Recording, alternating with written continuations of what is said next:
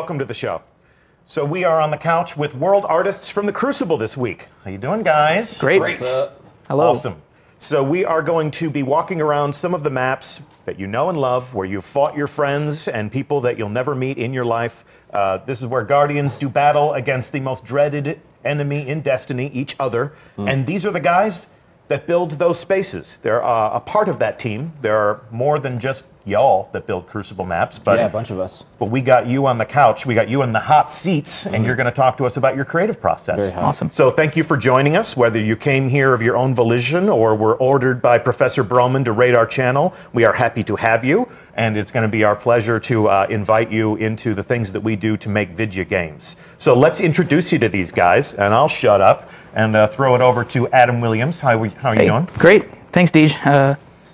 Great to be here. I'm just so happy that you're here. It's a pleasure. Thanks for inviting us. Talk to me about how long you've been at Bungie. Let's see. I started here just over 4 years ago. I think I started on April 1st, 2012. Yeah. Initially came on as a world artist, making a lot of PvE content. Okay.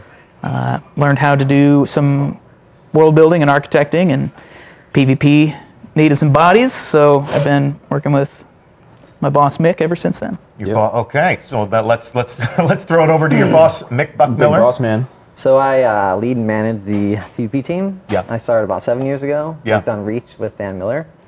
And I get a lot of coffee, do wine-on-ones, There you go. and sometimes make maps.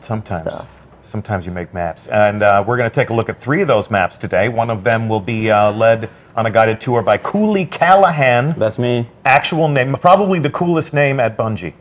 We got a lot of cool names. Cooley Callahan? Yeah. I like smelly Smallus man. This is great. I should change it, but We're off to an amazing start.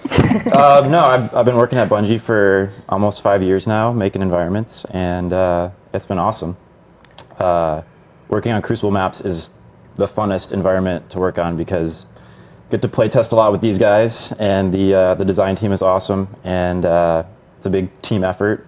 We have awesome folks in every team that come together to make it, make the best maps we can. Yeah, and I think Cooley and I grew up sort of playing Halo. Oh yeah. I was always the worst. Yeah.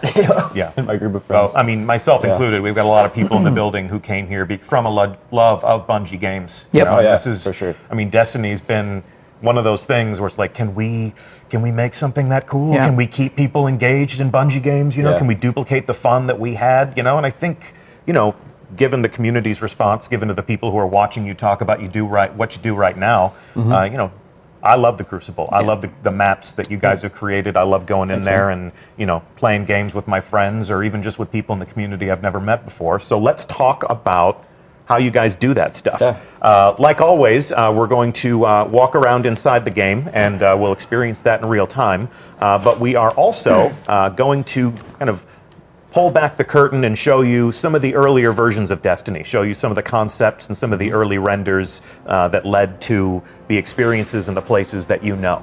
So a lot of what we're doing today, actually all of what we're doing today, happens in the development environment. So we are going to be going in, just the 4 of us. You cannot match against us. This is not a Bungie bounty, so don't go looking for us. Don't go on the prowl trying to find us. We're content tourists. Yes, we are content tourists. We're not here to fight you. So I am going to launch into doubles, and you can do the same. This is kind of like our own personal sweaty. And the first map... We're also on dev kits too, right? Yes, we're in the development environment, so you cannot reach us. We are walled off from the world. Don't touch us. And so before we arrive on our first map of the day, which will be Rusted Lands, let's actually take a look at some of these slides that we've put together. If we can put those on screen, because we are going to go into the Wayback Machine, and we're going to take a look at some of the earliest origins of Crucible architecture. So, Mick, talk to us about what we're seeing here. Well, we were trying to figure out what Destiny was going to look like. And one of the palettes we wanted to make was the Vex palette. And so we started making like different shapes that would create cool experiences for the new movement modes and some of the new sandbox elements. And decided to try to make a Crucible, or basically a PvP map out of some of this stuff.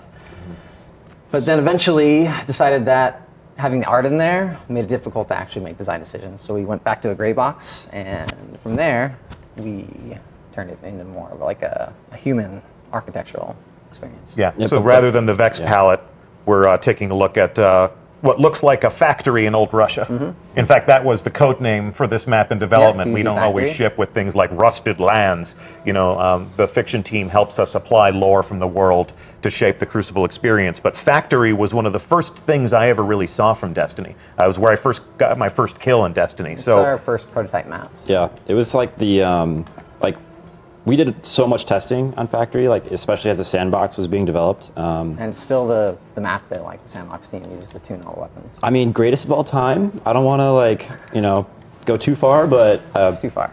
It's definitely my favorite map. It has like all of the engagement distances in one map, right? Short range, close range. So it's a great you can still snipe test environment. This is your proving grounds. This is where you go when we're debating, the feedback that we get off the internet, or player data, or our own personal experiences. This is where we go and see if we need to buff auto rifles or nerf shotguns. This pretty much had the most time spent on any map ever, because it was like a 5-year development cycle. Yeah. I think there's been more test hours in this map than anything the rest of Destiny has seen. Well, and this was the first place where I was ever invited to play a game of Destiny PvP. So I think anybody who worked on the development of Destiny over a long period of time has a good, strong feeling of sentimentality about Factory, which became Rusted Lands. So let's join each other on the map.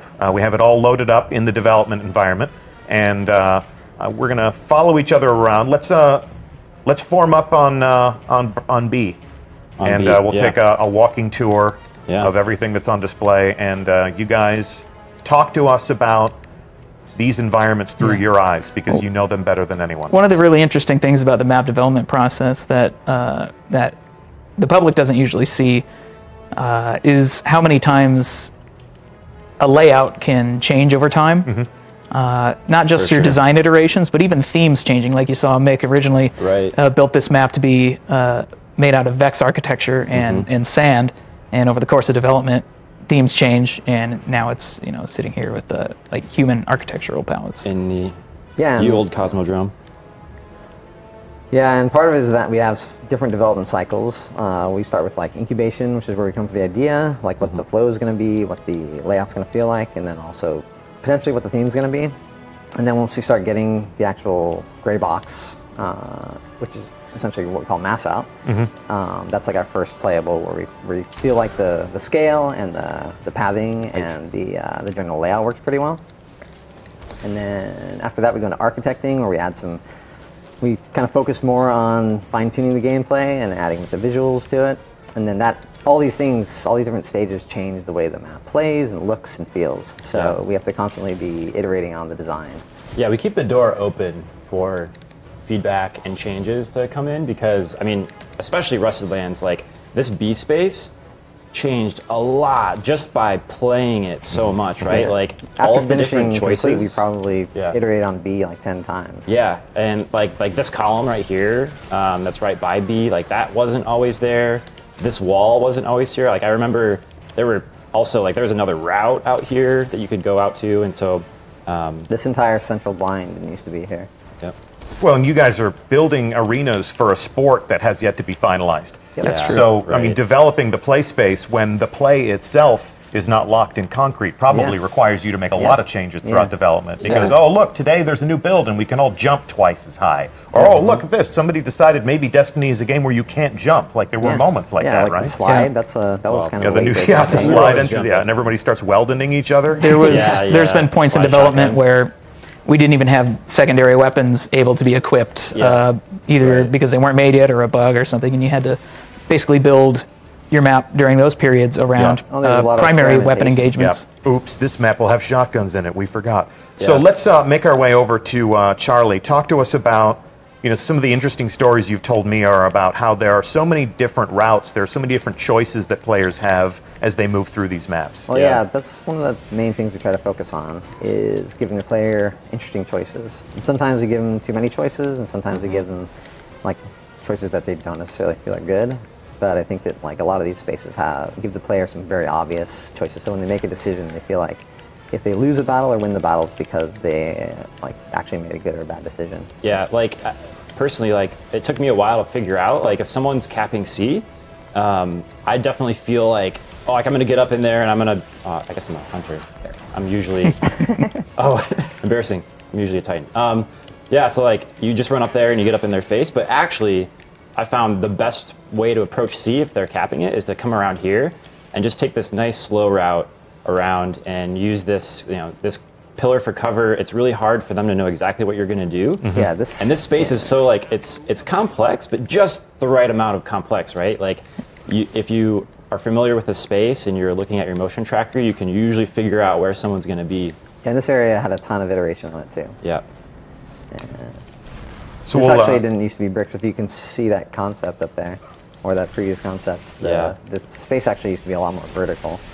But we kind of realized that a lot of the time having spaces that were too vertical created a lot of problems, especially with the movement modes. Mm-hmm. Yep. And so we kind of found a nice balance in Factory where there's like only rusted lands, where there's like 5 meter high second levels, which is kind of the limit that we want to do anytime we do verticality. Anytime we've gone higher than that, like 10 meters, like Memento, that has some really vertical parts in it that actually make for some awkward decision making. Yeah. So on our way over to the A building, you've got some areas of the map that really aren't intended for breakneck combat all the time. Like I'm standing over here in this pond. Yeah, and talk to me about the role that this pond plays as sort of like a landing zone, a safe place to spawn, right? Yep, it's a landing zone that gives you choices to go down towards the other team's team spawn, or C, or up to A, or also to B, like a diagonal route to B, which is this movement mode section here. Seems like when you're playing Control, whenever people spawn in, yes, of course I'll take heavy ammo. Who can pass up heavy ammo? Oh boy. It seems like whenever someone spawns on Control, the first choice is you're pretty much given a zone. So more or less, an obvious path that you can take to A. And then the question becomes, which two do we want to control? And typically so you've got like different doors that are basically saying, which way do you want to go now, boys? I think this is something that's come up a number of times, that we use the Control game type as sort of the primary driver behind a lot of our design decisions and layout decisions, given that it's sort of Destiny's sort of hallmark game mode, and that, it's super popular, and sort of the rotational qualities of the gameplay make for really, really good combat engagements between players, and the ability to use your whole array of your arsenal, including supers, all these interesting one-hit kills and primaries and long-distance weapons, etc. And it's become almost like the tactical default for the community also, because even if you're not playing Control, if we're playing Clash, someone might still say, hey, there's a sniper over in B, and if I'm on my game, if I understand Control, I know exactly where that means. Yes. So Control has sort of affected the the echolocation, the chatter that people swap back and forth. Yep, and it's really important to make sure that players have those landmarks in their head that they can communicate to each other with. Because I mean, Destiny, as much as it's a twitch skill and movement-based game, it's also, I mean, I think everybody knows, like playing Iron Banner with 6 people, there's a lot of communication going on, there's a lot of map control going on. You really need to be able to, communicate effectively with your team, and a lot of that comes down to how well can you communicate to each other about the environment. Yeah. Cool. You just murdered me.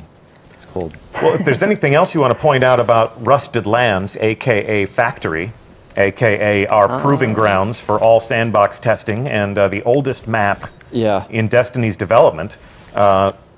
Speak now, otherwise we're going to go back to orbit and we're going to go check out Anomaly. Yeah. Yeah, I think this is a good example of like taking our time with the map and really polishing it, which is something we want to keep improving on. Yeah, we're all artists, but we also do the level design as well, and it's super important to us. It's actually like our number one, like most important thing to us is the experience, making the maps feel great, and so we're always treating that as like numero uno, most important thing. But in that, we're always experimenting with stuff because we want to try to make some fresh experiences, and sometimes that works and sometimes it doesn't. Before we wrap up Factory, I think one of the more interesting, keep going to orbit. Almost left, all right. But it's definitely one of the most, it's one of the most, it's one of the more vertical maps where every 5 or 10 meters, you have an option to make an important jumping choice or to not.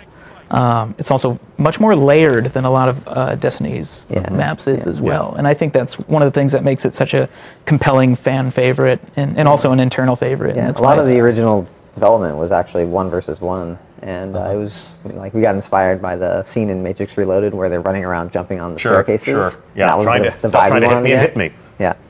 Yeah. So we are going to set destination Cooley for doubles. Yep. Got it. Should we launch? And we'll go for launch. Cool. And then while we load up, let's take a look at the artwork for Anomaly. So Cooley, you'll lead us on the tour here. Yeah. Obviously, Anomaly, the themes are sort of excavation and research. We've got this strange piece of Golden Age tech, kind of reminiscent of what we saw in Rasputin's bunker, and everything revolves around that, right? Yes, yes. The very original sort of like space for Anomaly was created by another environment artist, and it was this dome in a cave, and that had this really cool feel to it where it was just sort of unexpected, and so we played around with that for a while, and we went through iterations and ended up with this strange object in the center that replaced the dome. We know we wanted something cool in the center to fight around, and so it ended up being this, this strange, mysterious, floating, I think like dodecahedron. I think Dodecahedron. Like Dungeons and Dragons. Wielding that geometry. Bringing up the 3D modeling lingo.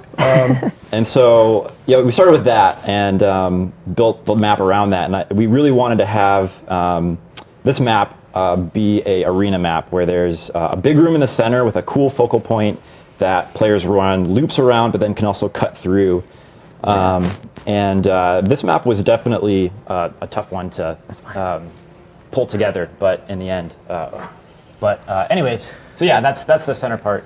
We start with a concept. So this is also a really early, one of the first maps also. Yeah, and Anomaly started off as a 3v3 map, exclusively. It's smaller.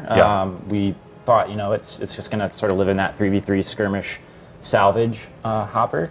So we get concept like this, which helps us kind of figure out how are we going to detail the space, how are we going to bring life into it, how are we going to make it interesting. And I love this piece because it brings in all the different elements of this Golden Age tech.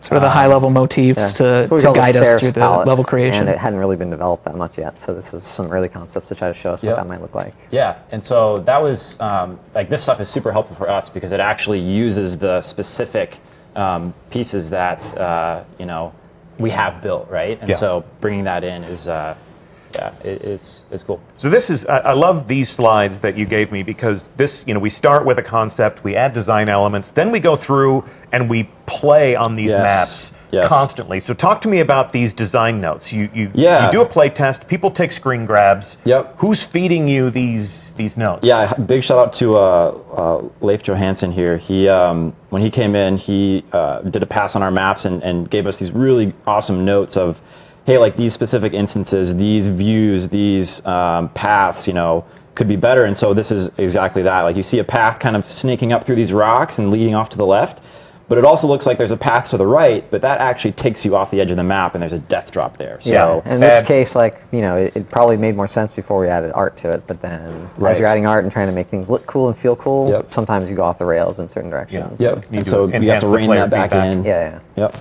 And then like letting players get into these like little corners, right? Yeah, Leif was pretty instrumental in giving us really good notes about little crevices to crawl into like this. Yeah. Well, and it's something we didn't really consider very much before he showed up. There was sort of a code of conduct between all of us level designers where like we won't sneak into the really crappy little crevices and screw each other up because we were really focused on the high level design. Leif shows up and says, "No campers." The longer you do that, the more you end up with little areas like this that can really bite you in the He'd also worked on back end when you get it out the door. He had some better ideas about like the necessary amount of cover and things like that were a little different from previous projects like Halo. Little slivers that you could snipe through. A really awesome eye for detail.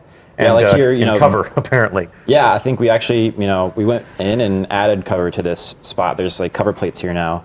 And we get feedback from like all the you know, the game designer or the game mode designers and Also the test system team, designers and the test team. PvP you know? testers. Yeah, and there's people Yeah. at Bungie And who aren't engineers. designers, aren't testers. They just kick ass in That's video right. games. Oh, So we yeah. invite them up into the Yeah. playtest labs. Yep. You know. Yeah. Yeah. Like, We have thank them everybody's- too. We have everybody's skill internally known, right? Like, Everybody at Bungie is an amazing gamer. I mean, I think I am, if nothing else, evidence of that. You know, that I mean, I am the apex predator of the Destiny You community. are the and I- most amazing. I of like to gamers. lead the community from a place of strength. It's important to And me. you're getting Lead by better example. every day. I get better every day because you know you've removed these forehead-high walls from my path where you know Yeah, it's like I right? think I'm safe. Yeah, so this is like that weird, like just a little bit, you know, it's just too low, right? And so you need to, you know, find those little areas. Like you don't want to be standing behind a piece of cover and then get sniped in the head and like, oh, like what happened? We Just really shoot me in the head because I could see your head. and a lot of it is like over. see your forehead. We've actually learned a lot from just playtesting internally, and you know, like a lot of the designers, like Leif and Andrew and Derek and Jeremiah, and then like testers like John Harris and those guys and Bonnie and all them. They really give us a lot of insight as to what their experience is. It's a big team And, effort. Yeah, it's great to have like a real team and a crew that works together and plays together. Yeah, we don't want to have people doing that. And Don't be standing on top of that light above that door. Oops. Yeah, this is one of those That's, days when everyone can jump twice as high. It's like, oh, look at that. Yeah. New Yeah. problems. Well, and so yeah, that's what happens when you start adding art to the level. When you start bringing in details, like now you have all these little like things that players can get on. And somebody the other day told me something really interesting. They're like, making a level for Destiny is like, it's like building a skate park in some ways, right? Yeah. Like it needs to be fluid and smooth, and you don't want to have all these little things that are like, you know, hitching your movement. And this kind of falls in that category where we want to make sure that, you know, it's consistent and you don't have these weird little edge cases like that where Yeah, and people we, can you know, exploit the and this map the had a lot of challenges because a lot of the Seraph spaces that were built for the rest of the game are beautiful, but they're a little noisier than we would prefer for some of our engagements. So like Yeah. this interior, that's mostly concrete. That's pretty different from most Seraph spaces, and that's to try to get some amount of clean zone and things like that. Yeah, what's the next slide? So when you go through Yeah. and so here's a view of, you know, an old vision. Yeah, this of was like when it was Anomaly. still really like a lot of cave stuff. There wasn't as Yeah. much structure. Yeah. So we had the concept artists on our show a couple weeks ago, and they were talking about grabbing a view of the game. You know, and it's like Leif will grab a screenshot of the game, and Yep. he'll draw boxes around stuff, and he'll start giving you notes, like don't let this guy camp here. Yep. The concept artists would do that, but they would do paint overs, saying Yep. maybe we can add to the environment. So Yeah. if we decide we want a new route through this map, they'll go through Bam. and they'll do a paint over. Yeah. Maybe we give them a rock bridge. Looks way cooler. Maybe we give them an iron bridge. Yeah, yeah, and like, and that's, you know, that's a perfect example of like how are we gonna create a landmark or just like a subtle thing that, you know, the player will see and remember and know, like, oh, when they see that bridge, they're in that place in the map, or they see that rock arch and they know that's a very specific place. Like especially when we have symmetrical maps, right? You need to have cues that stand out to the players so they can sort of build this mental map of like, oh, I'm here. You know, this is what's going on in the level, and you're just giving them more tools to make the right choice And to talk to each other. and yeah, talk to each other too. Cool. All right. Well, let's go and join each other in the actual playing space. Yeah, let's do it. And Cooley, Yeah. you are. Let's see. Let's go. So this is I think this is one of the spawns. I'm by this actually not with moon you. rover. Hey, let's meet in the middle. Oh wait, no, wait, I found you. I found you. over the other spawn zone. Other spawn zone. Yeah. Okay. Well, anyways, yeah. So that's one spawn zone, and then so the exterior of this map, especially the sort of the hangar side, Yeah. is much more open. We wanted to give players more opportunities to use their movement modes, some longer sight lines, just a little bit more breathing room on the outside. So this map is the center core room, and then the concentric circles of the routes on the outside. Yep. And so the You can also outside, see yeah, a lot more you breathing can't room. get up on that light anymore either. The light is gone, actually. Look at that. Yeah, I remember. No more I light. think this was. You know, sometimes when we ship a map, I mean, the community, the millions of them that there are Yeah. a far mightier test force than anything we could ever house in our building here. Absolutely, So yeah. I think didn't we even patch some of the geometry Oh, on this we do map? it all the time still. Like Yeah, if there's if a you find place that where we something weird. missed like blocking off an area where somebody can get too high and stand on a perch that we don't mean them to stand on, if a fan shows a video of that, or externally somebody finds that, then we go in and we can actually patch the fix in for that. Yeah. Let that be a lesson to you at home. If you have a favorite hiding spot, don't Yeah. take a Don't put it on YouTube video. YouTube. These Or guys if you have listen one to that really that. annoys you, if you have one that really annoys you, send it to us and we can probably fix it. Yeah, right. If it seems like something that shouldn't be there. Right. And creating these spaces was a lot of fun. I remember during development, the palette for this particular location didn't exist yet, or existed in just the most small and custom sort of way. Yeah. So we had to build a ton of this from scratch, very late in the development cycle, all custom. Which is why this this level is so sort of unique amongst the rest of the offerings, and it took a ton of effort to get it to this point, and we did it fairly quickly in the end too. I remember we really dogpiled on it in the end. Yeah, it's always a team effort in the end, and we're realizing that more and more, especially just like with the artists. Like the more we can have people collaborating on a single map, the better the result is. When we were first building levels, the team was a lot smaller, and so we just didn't have the people to throw onto maps. But, somebody would own a map all the way through until finishing. And now we're trying to have collaboration where we actually have like artists and designers working together and actually get more of like a strike team together to even attack a map from the beginning. Yeah, but this map was super fun to work on. The more we understand what Destiny is, the more we learn from the community, you know, to how they play and how we can anticipate the way they're going to use these spaces. I mean, that just enhances our creative process over time. I mean, you know, when you joined the Bungie team, by the time Reach came out, we kind of knew what Halo was. And you probably heard a lot of people during your creative process saying, well, that's not Halo, or yeah, that feels like Halo, or that looks like Halo, or that plays like Halo. When you guys were making some of these first Crucible maps, we didn't really have any clue what the actual flavor of Destiny was going to be. We had ideas, you know, we had hopes and dreams, but until the community gets it and until they start, you know, leading their own conversation, it's all pretty much academic, we were right? building the engine, we were trying to figure out the art style, we were trying to figure out the art direction, the design direction. There's a lot of things that we were trying to figure out even to the end. That was so exciting though, because like... Are we all worshiping the Anomaly now? Is this what...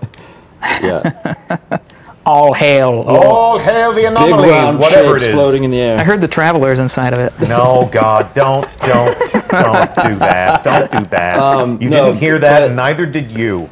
It's an old man. I'm going to change the subject right now. Well, I mean, I did want to say, you know, like when we were, before Destiny had shipped and things were, you know, kind of nebulous and floating around and things were changing, we were experimenting, that was like, that was just so awesome, right? Because you go up into the playtest lab, things are in flux, things are changing, and sometimes, you know, you have a tough playtest where things weren't working out the way you wanted them to, or sometimes you really feel what the game is. Sure, Eureka. And those that was first amazing. moments when the levels and the sandbox and everything was coming together was, for me personally, the most rewarding experience as a developer, when you actually feel like, oh my gosh, like we're gonna be able to pull this off, like things are coming together, this is fun, this is super fun, I can't wait to get back and play this again.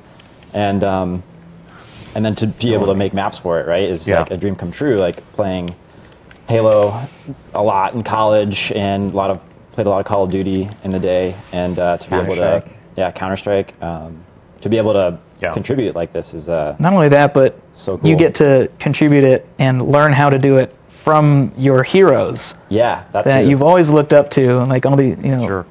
I never thought in a million years that I would be doing this every single day. No, me neither. I never thought I'd be sitting on a couch with guys like you, or or even working with guys like Leif Johansson. I mean, you know, I've played a lot of games that he's worked on, you know, along with Destiny superfan David Vonderhaar. Mr. Lars, Mr. Lars, Mr. Lars, Mr. Leaf J.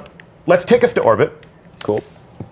We still have more maps to talk about, Final word on Anomaly. You know, you talked about how Rusted Lands was all about the jumping fantasy. You know, it was all about, you know, a very vertical map that lets you just sort of, you could parkour Rusted Lands. You could get from one side to the other without ever touching the floor. Right. Anomaly provides a very different experience. I mean, it's very tight and circular, and you spend most of your times in hallways, so it's all about the close quarters fight. It's all about grenades and choke points and shotguns. So we try to figure out a way to get the player a lot of variety, you know. Notably about Anomaly as well is, well, you're right, there's about choke points, shotguns, short-range fights. There's a few long lanes, and the massive central open chamber, which is one of the few areas I feel like in our shipping Destiny maps that that really succeeded at having 3 layers in a single space that's digestible and effective for combat. And a big part of that was sort of the spinning anomaly centrifuge around the center of the map, which dynamically changes the way the space plays from every different angle. Yeah, like lining up that perfect like disengage where you know, maybe you're on B, right? You're capping B, and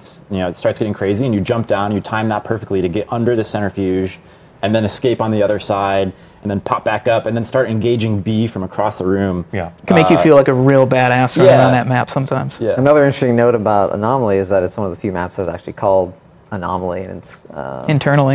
It was that was the the code name. name. The code name was Anomaly, and we shipped with Anomaly. We've got progressively dumber and dumber internal names for our two. Start running out of nicknames. For a So while, check out this concept art. We're going to this is Frank Capizzuto. yeah, okay. Frank Capizzuto created an early vision of Twilight Gap. So Adam, you're going to lead us through this conceptual look back at another Earth map. Yeah, so Mick here did the original level design and layout for this map, worked on it, iterated on it for a while, and then passed it to me to take it through more iterations of design and then So you finish start it. with playable geometry Yeah. and then add art.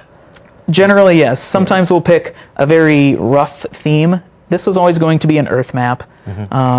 It went through several different architectural iterations during the lifetime of its development. This is actually more like it was going to be part of the city, Right. but eventually we decided to go with the Cosmopolitan. Sort of like this concept image here is actually a really awesome realization of what the Twilight Gap could have been. The inspiration was like a World War II bunker mixed with some sci-fi. Yeah, stuff. Yeah, definitely lower end of the feels screen, like- you see the old style architecture, World War II-esque era bunker things, and then on the upper right-hand corner, you can see sort of city or tower style architecture outfitted on top of it to sort of maintain its modernity. In the shipping version of it, if you want to go to our next slide here, it ended up much more like this, much more of this flavor. However, you'll see sort of the city's guns that are still placed on this outfit, even though the facility itself is extremely old. The city still sends guardians out here, outfits with modern weaponry to fend off the fallen. Yeah, That's sort of a is fictional like tie-in. the shield the Traveler creates is weak here, so gotcha, the guns okay. are firing on enemies. And so you took that rusty texture Yes. and you applied it to a space that's a little bit more pointed, laid out like this. Yes, exactly. This was sort of a 3D concept done by one of our concept artists on the team, where we really loved the form language that got used here, but we were really attracted to the sort of texture language that you saw in the former image, and we brought those two together to sort of harmonize this, giving it the really old world feel, but still sort of modern, And and the sort of idea was- fantastic style of a defense facility. And when you say this is a 3D concept, this wasn't. Does that mean that this was a playable space, or was this just somebody giving The concept artist took the mass out and tried to make it look cool, basically. Yeah. Instead of painting it, he did in 3D, and we were able to take that geometry and use it as like a baseline for finishing the map, architecting and finishing. I think most of our concept artists are pretty well versed in a lot of different digital art techniques, right? Yeah. Like it's a mixture. It's not just painting. It's not just like layering things in Photoshop. There's 3D modeling. There's all sorts of different layers that they can add onto it.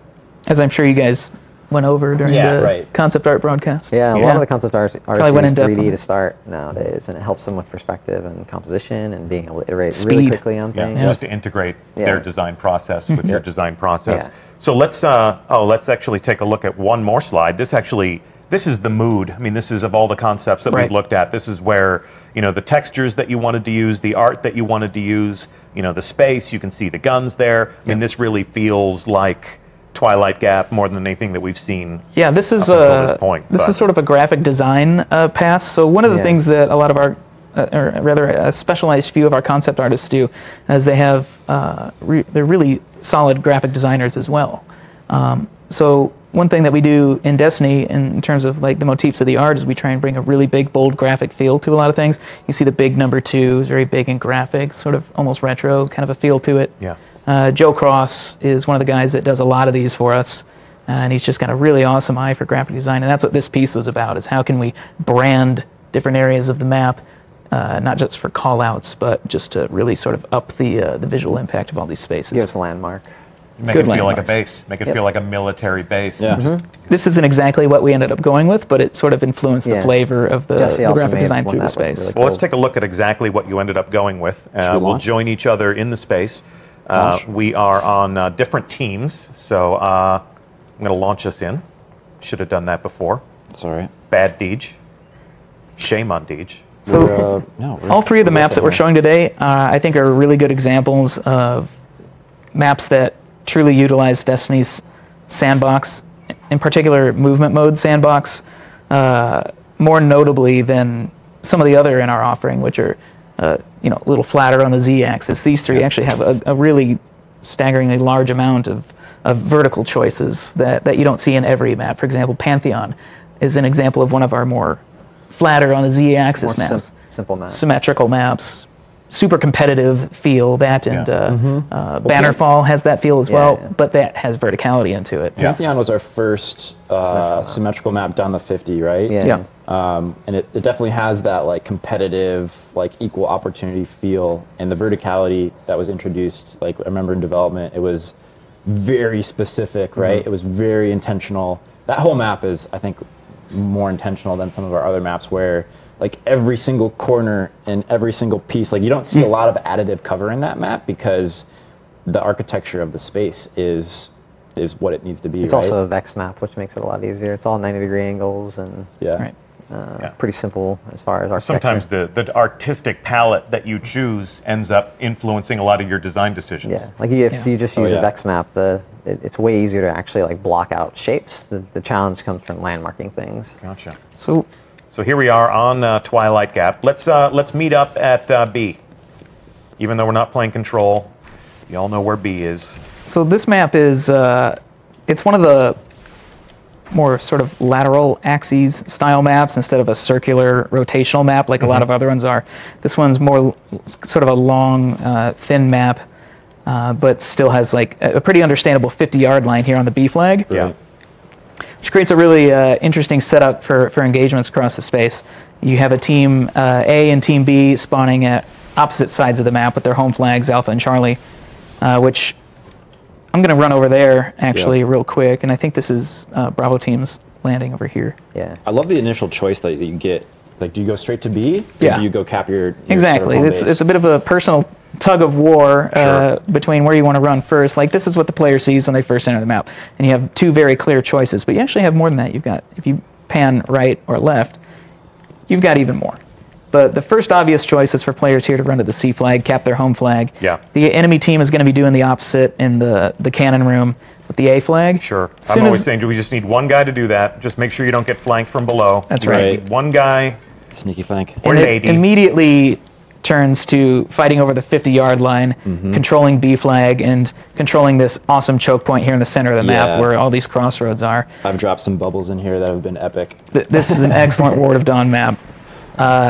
We had a lot of fun during the development of this map, and if you look at the layout here, there's just tons of choices everywhere you look, everywhere you go, and that's actually reduced pretty significantly from some iterations where there was even more choices Yeah. and there were layering of some where it was spaces. even simpler too. That's true.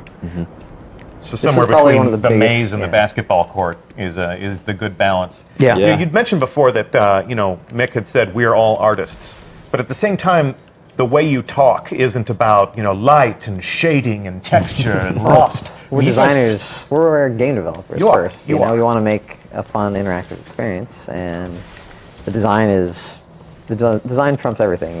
Yep. As artists, our job is to definitely make it look cool and feel cool, and try to make the players feel immersed. But we always want to make sure that people have fun. Yeah. more We than get to anything. double dip into the awesome visuals and the cool experiences, right? Like that's the fun part is being able to do both of those.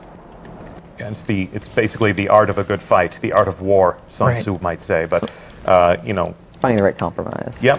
I mean, because all of this, it's the entire level is composed. Every scene, every view that you have is very intentional in the sense that like we're leading you on a path. We're trying to communicate your choices to you, and that's the artistic part. And then there's also the artistic part of like just making it look cool. and like adding on all of the like the cool little pipes and the details and the rust streaks and the the destruction. So some of the things you add to the game are for our imagination. Some of the things you add to the game are for the tactics, for the cover, for the way the game's actually going to play. You were telling a story to me one time about how you wanted to create an environment here where it would almost be challenging for players to follow each other. Right. Like there's a guy who I've been playing with for almost a decade now, and in every game we've ever played together, the guy who introduced me to Bungie games, I would try to follow him, and he's just so nimble, the way he jumps and the way he takes corners and the way he chooses his path across the map. I'm like, I can't even keep up with that guy. Twilight Gap is an excellent map for that kind of gameplay, and this route that I'm running right now is an excellent example of really utilizing sort of the parkour, really badass jumping feel that Destiny brings to the table. Yeah. This lane, the outer lane with the death drops on one side is... Now I found you. Okay. It's definitely a compelling way to get into an engagement, and if your gun skill is outmatched by your opponent, you have lots of bailout options to try and juke him, and all sorts of different ways to either just keep running laterally along this external lane or dip back into some tunnels and come back an elevator through the middle. If you tried to chase me through this level, I bet you I could lose you pretty quickly, and vice versa. It's not easy to keep track of your target, which makes it really important to to win your engagements right away. Yeah. So then the thinking during the match isn't just, there's a guy, shoot, aim at him and shoot at him. It's not just a matter of, I shot first or I saw you first. It's really a matter of choosing a tactical path that makes sense. It's like, you never thought I was going to jump up from there, did you? It's like, no, I was just looking at one doorway. Talk to me about how you choose the places where you'll put spawns or choose the places where you'll put, say, a control point. Because you were saying before, like, I'm standing right where I would capture my, control point for Bravo team. So when we start a new map, one of the things that we focus on is where the 3 control points will be, like you suggested. And if we're going to have a more radial map, sort of like Shores of Time or Rusted Lands, something that has more sort of rotational flow, we tend to go for more equidistant flag placements, where 60 meters, 50 meters or so between each flag seems to be sort of the Goldilocks zone. But the important part is that they're equally distanced from one another. This map has a completely different flow than something like that, where it's a really sort of long, horizontally flowing map, where we have things sort of placed along the ends of the map and one in the middle, similar to Pantheon, but less rigid. This has sort of a little bit of a rotational flow to it. It's just more porous, which gives you a lot more options. Significantly more porous and supremely asymmetrical. Yeah, beautifully asymmetrical. So this map has your A and C flags on the outside of the map, B flag on the 50-yard line, and they actually have, I believe, fairly good parity between each other from A to B, C to B, for example. When I spawn on one side of the map, I don't necessarily feel as though I'm at a disadvantage compared to one side or the other. And I don't think that same argument can be made for maps like the Blind Watch, where the A flag has actually a bit more distance between the middle than the C does. Which is one of the reasons why it's not in the control playlist anymore. But Blind Watch was originally designed for more of a linear game, like attack and defend, capture the flag. True. So have you, how much did you move, well, and how much do you decide the placements of those things? So you build these environments, do you decide where the capture points go, or is that the role of a game designer? It's a collaboration. I mean, we work with the designers to figure out the best choices for the player, but typically we're the ones who initially figure out where we want the control points to be, where we want the, like Andrew will place the salvage points throughout the map, but we usually do the control points. We iterate with the designers on like ammo box placements and how to balance the map the best way. The designers typically do a lot of the like spawn weighting in the map. A lot of the detail work that creates like better spawning is done by the systems and game design team. in terms of flag placements, Twilight Gap has sort of a notable story about the C flag. So we're on this platform here. I think it's you and I together. It is you and I. This is C flag's current location. Over the course of development, I think that it ended up down here at one point. At another time, actually fairly late in the game, it was... You can make that jump. It was back here. down in this this old would be horrible. service elevator. Yeah, this would be. And we didn't ship that because you can just sort of camp these corners and watch every person that comes in and out of this room. Yep. You really have a really strong power position in terms of defending C flag. But that wasn't necessarily the reason why we decided not to go with that. It was because when you did capture this flag, it was much further from B than A was. So the A team would capture A and B, and it was very difficult to take over B flag because you ended up sort of getting, with our spawning systems, pushed back into this room over and over. And then you have teams saying, no, you want to own these two. You never want to capture that one. Yeah. Right. And originally in Mass Massa, this gondola structure out here was actually just an island, just like a cliffside with a rock on it. That was like a shortcut. When the map, if you remember the drawing by Frank. Yep. It was actually like the layout was pretty different. It felt more like a attack and defend map as well. Yeah. Yeah. Well, cool. What else? We can keep talking about the way you brought this to life, or we could spend a couple minutes shooting each other in the face. Oh gosh. Yeah, I didn't. How about both? How about both? Can we unleash? Unleash. Unleash the fury, Mitch. Unleash the fury.